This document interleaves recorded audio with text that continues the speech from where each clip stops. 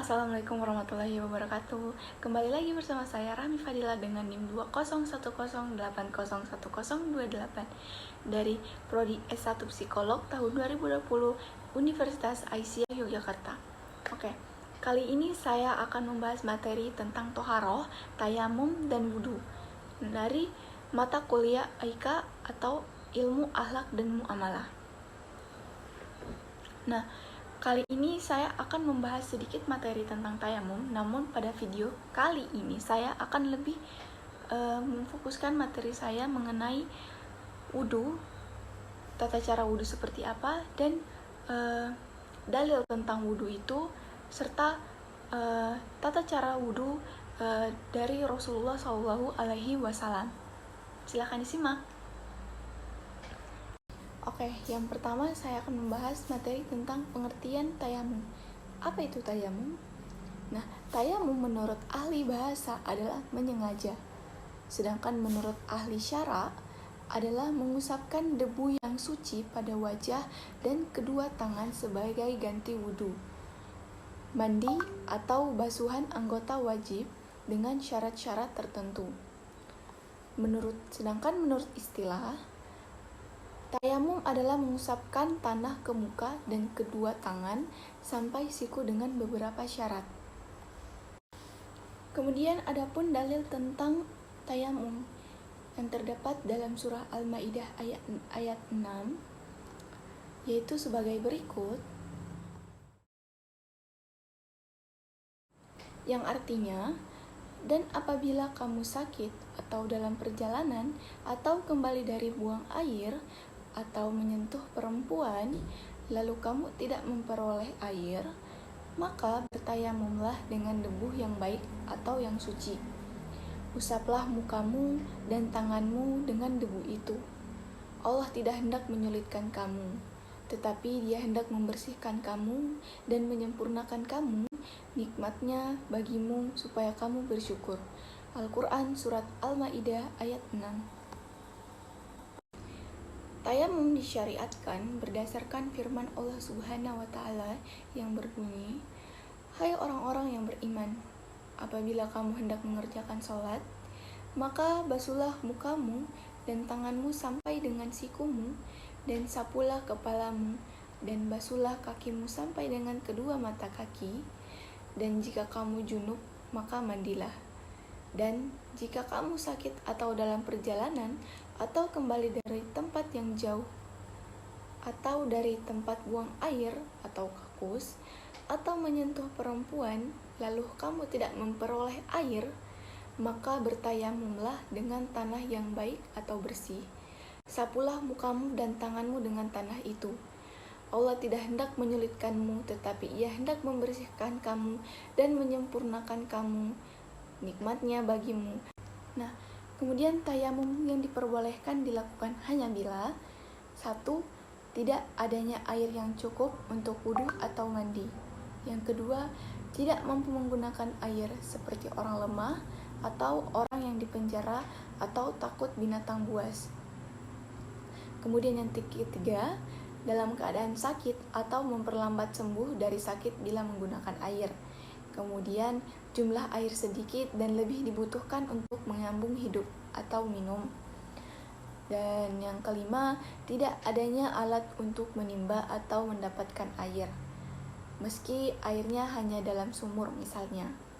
Kemudian takut habisnya waktu sholat, sedangkan untuk mendapatkan air itu sangat susah.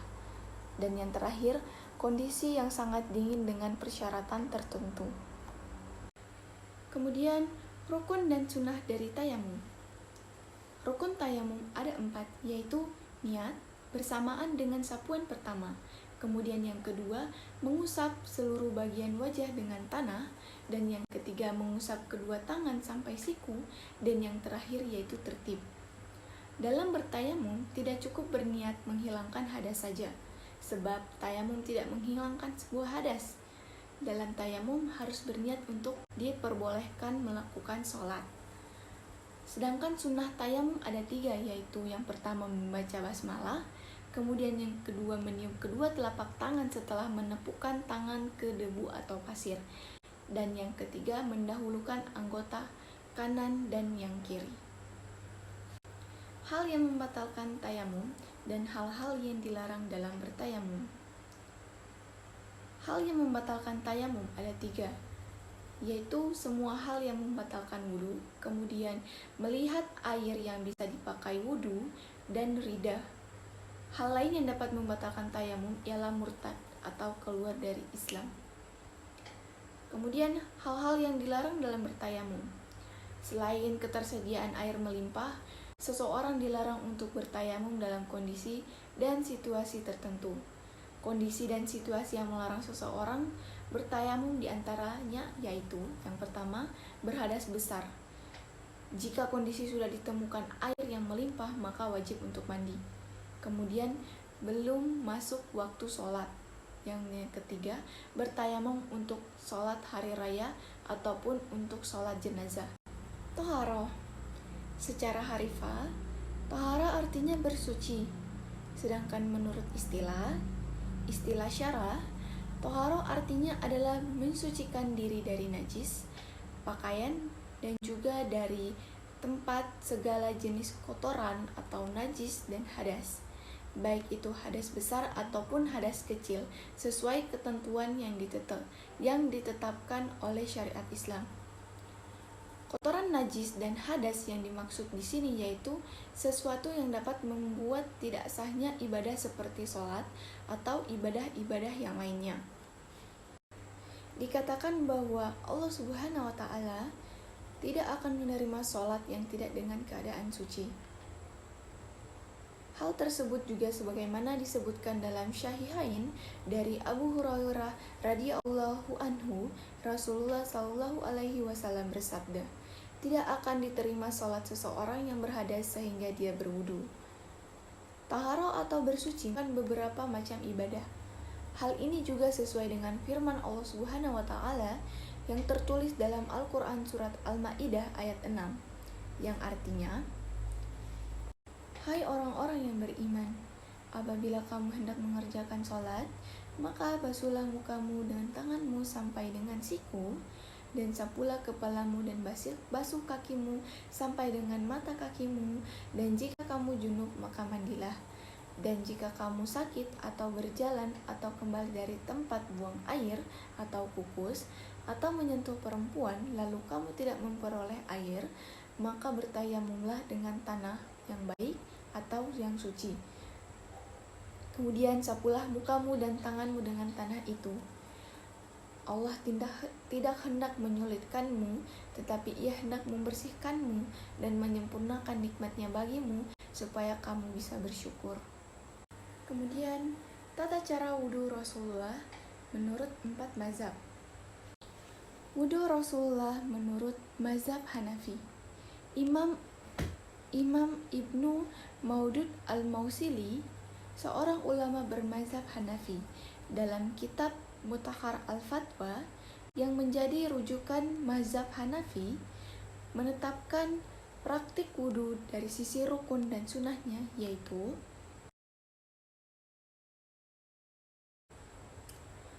fardu wudhu, yaitu yang pertama.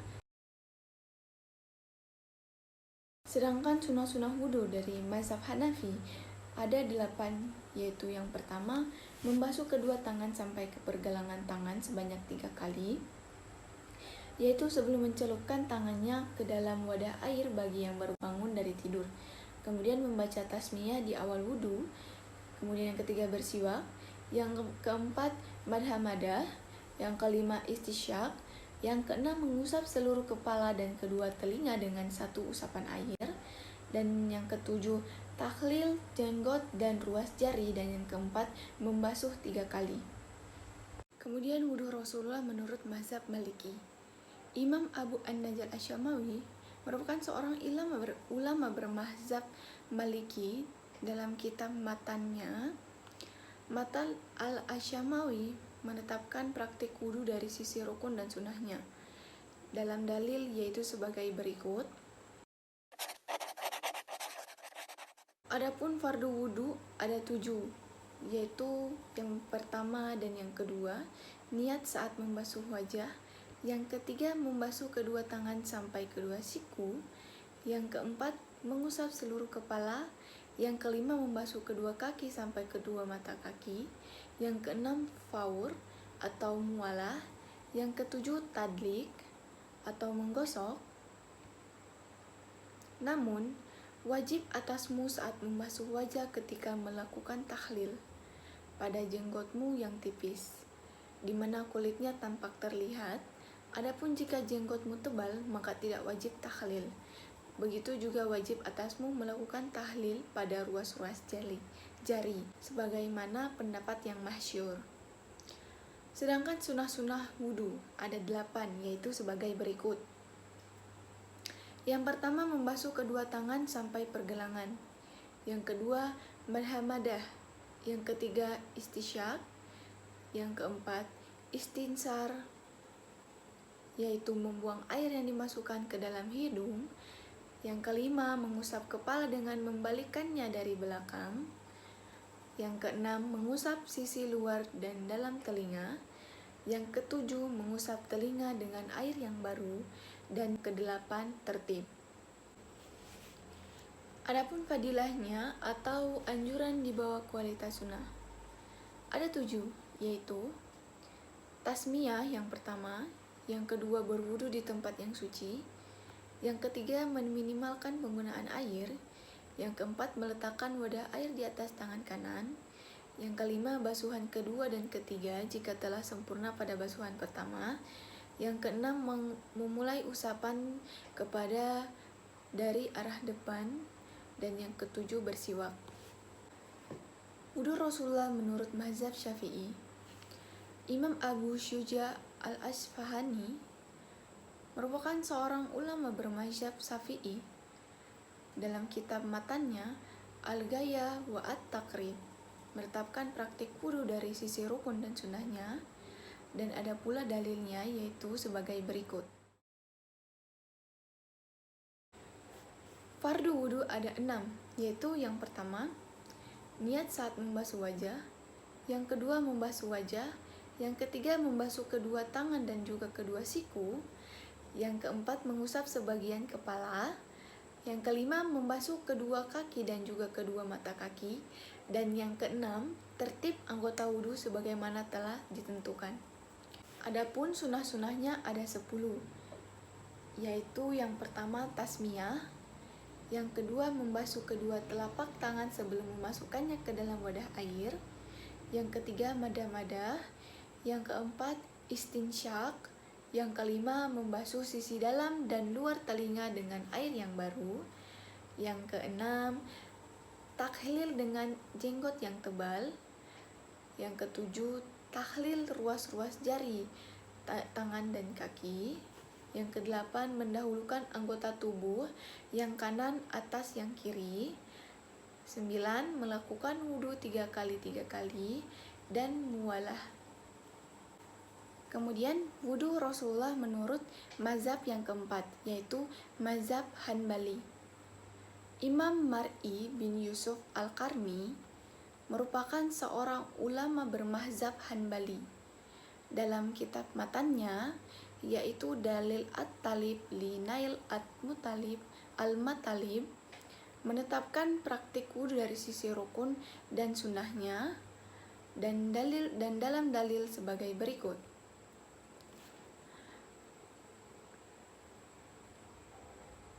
Fardu wudu mazhab Hanbali ada 6, yaitu yang pertama membasuh wajah termasuk madah-madah dan intinsyak, yang kedua membasuh kedua tangan dan juga kedua siku, yang ketiga mengusap seluruh kepala termasuk kedua telinga, yang keempat membasuh kedua kaki dan juga kedua mata kaki, yang kelima tertib, dan yang keenam mualah.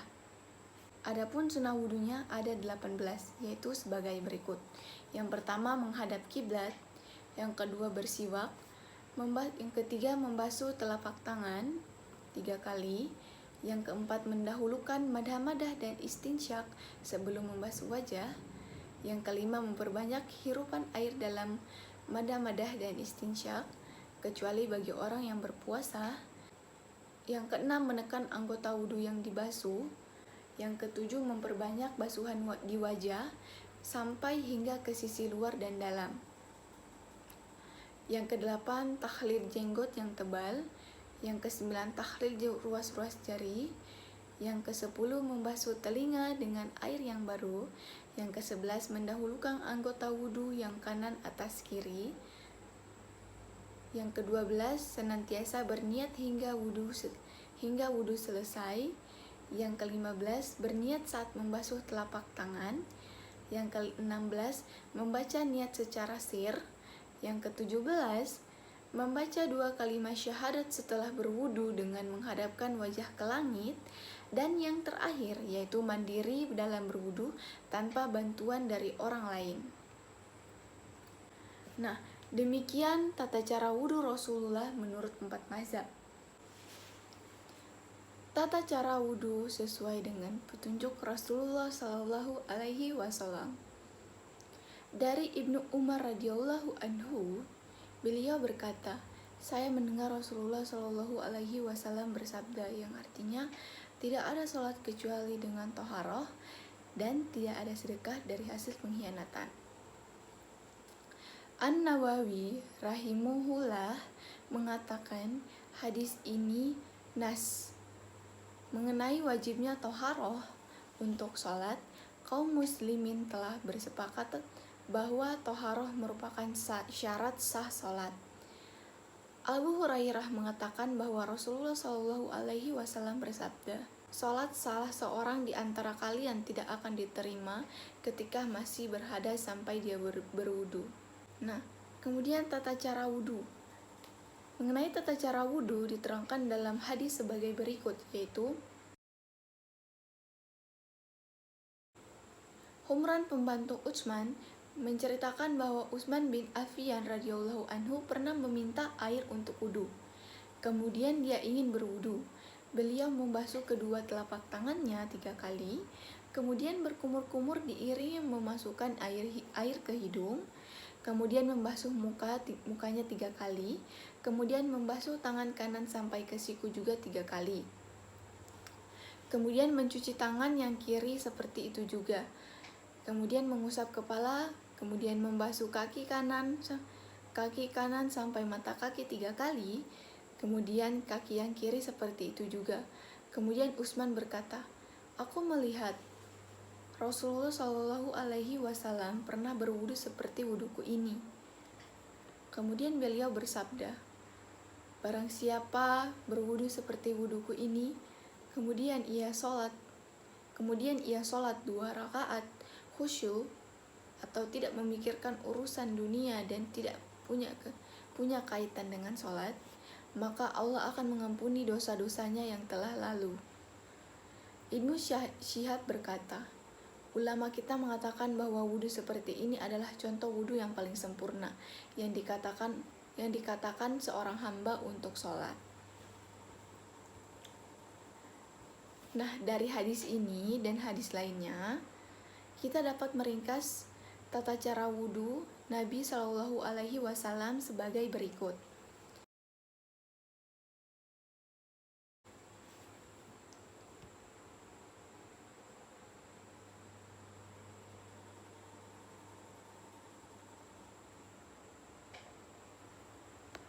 Nah, seperti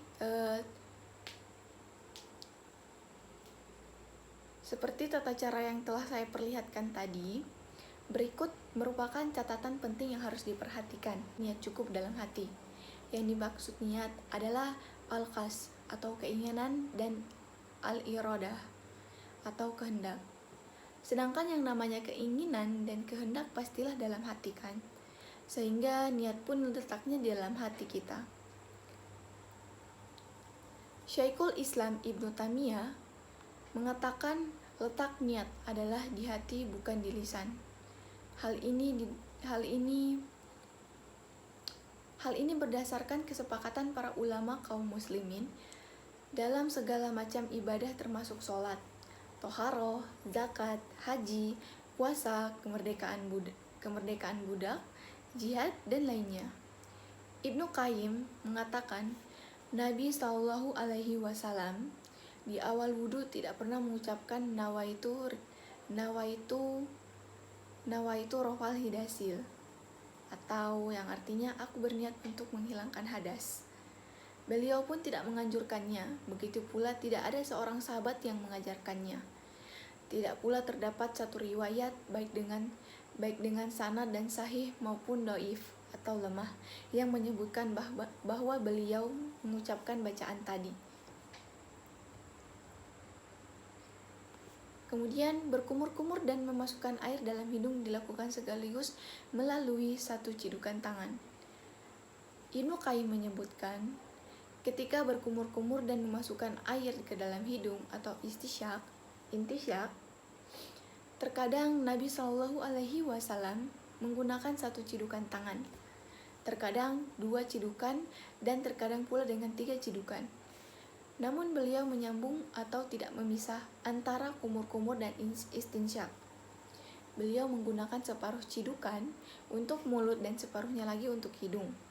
Ketika suatu saat beliau berkumur-kumur dan istinsyak dengan satu cidukan, maka kemungkinan cuma dilakukan seperti ini, yaitu kumur-kumur dan istinsyak disambung, bukan dipisah.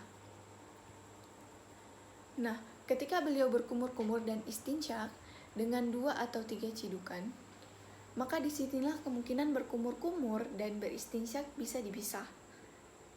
Akan tetapi yang Nabi Shallallahu Alaihi Wasallam lakukan atau contohkan yaitu memisahkan antara berkumur-kumur dan istinsyak, sebagaimana disebutkan dalam Sahihain dari Abdullah bin Zaid bahwa Rasulullah Shallallahu Alaihi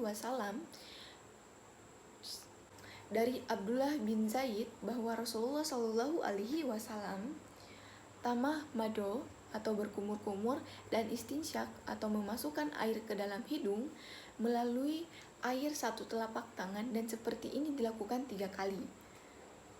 Dalam lafaz yang lain disebutkan bahwa tamah mado atau yaitu berkumur-kumur dan istinsyak yaitu memasukkan air ke dalam hidung melalui 3 kali cidukan. Inilah riwayat yang lebih syahih dalam masalah kumur-kumur dan istinsyak.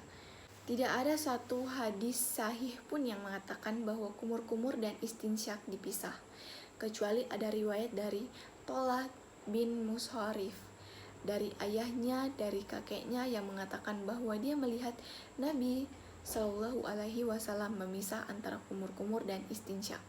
Dan riwayat tersebut hanyalah berasal dari Tolah, dari ayahnya, dari kakeknya, padahal kakeknya tidak dikenal sebagai seorang sahabat.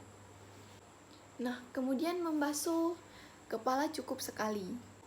Ibnu Qayyim menjelaskan, Nabi Shallallahu Alaihi Wasallam bisa membasuh kepalanya seluruh dan terkadang beliau membasuh ke depan kemudian ke belakang. Sehingga dari sini sebagian orang mengatakan bahwa membasuh kepala itu 2 kali. Namun untuk kepala cukup dibasuh sekali. Inilah pendapat yang lebih tegas dari Nabi Shallallahu Alaihi Wasallam. Tidak pernah berbeda dengan cara ini. Adapun hadis yang membicarakan beliau membasuh kepala lebih dari sekali. Terkadang hadisnya sahih namun tidak tegas. Seperti perkataan sahabat yang menyatakan bahwa Nabi Shallallahu Alaihi Wasallam berwudu dengan mengusap 3 kali. Seperti perkataan bahwa Nabi Shallallahu Alaihi Wasallam membasuh kepala 2 kali, terkadang pula hadisnya tegas namun tidak sahih. Seperti hadis Ibnu Al-Bailamani dari ayahnya dari Umar bahwa Nabi Shallallahu Alaihi Wasallam mengusap tangannya 3 kali dan membasuh kepala juga 3 kali. Nah, namun yang perlu kita ketahui ini bahwa Ibnu Al-Bailamani ini dan ayahnya adalah periwayat yang lemah. Kemudian kepala sekaligus diusap dengan telinga. Telinga hendaknya diusap berbarengan setelah kepala karena telinga adalah bagian dari kepala. Sebagaimana Nabi Shallallahu Alaihi Wasallam bersabda, 2 telinga adalah bagian dari kepala. Hadis ini adalah hadis yang lemah jika marfu atau dianggap ucapan Nabi Shallallahu Alaihi Wasallam. Akan tetapi hadis di atas dikatakan oleh beberapa ulama salaf, diantaranya, adalah Ibnu Umar. As-Sohani menjelaskan, Walaupun sanad hadis dikritik, akan tetapi ada berbagai riwayat yang mengutamakan atau menguatkan satu sama lain.